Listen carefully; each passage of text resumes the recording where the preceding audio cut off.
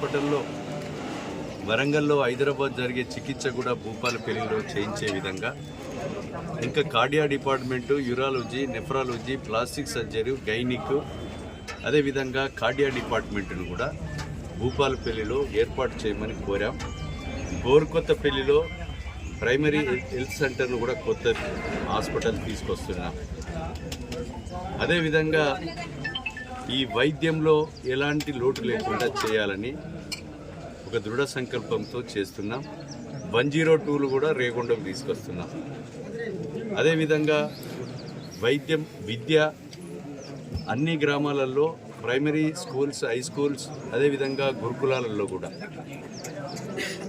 ఎలాంటి వాష్రూమ్స్ లేక, తలుపులు లేక, కిటికీలు లేక, డోర్స్ లేక, వాటర్ ప్లాంట్ లేక, కరెంటు లేక, ప్లే గ్రౌండ్ లేక అనేక అవస్థలు పడుతుంటే వాటన్నిటికి కూడా మనం గురుకులాలకు మంజూరు తీసుకొచ్చాం.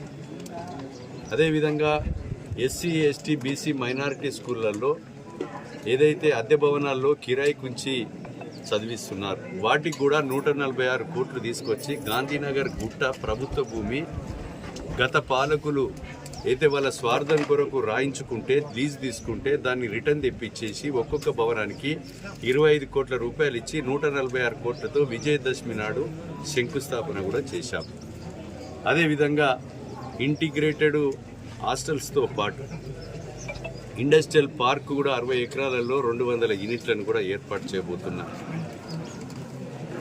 టేకుమట్ల, గోరుకొత్తపల్లికి ఎంఆర్ఓ బిల్డింగ్ లేదు, ఎంపీడీఓ బిల్డింగ్ లేదు. ప్రైమరీ హెల్త్ సెంటర్స్ లేకపోతే ఎంఆర్ఓ, ఎంపీడీఓ బిల్డింగ్లకు 6 కోట్ల రూపాయలు మంజూరు ఇచ్చాం.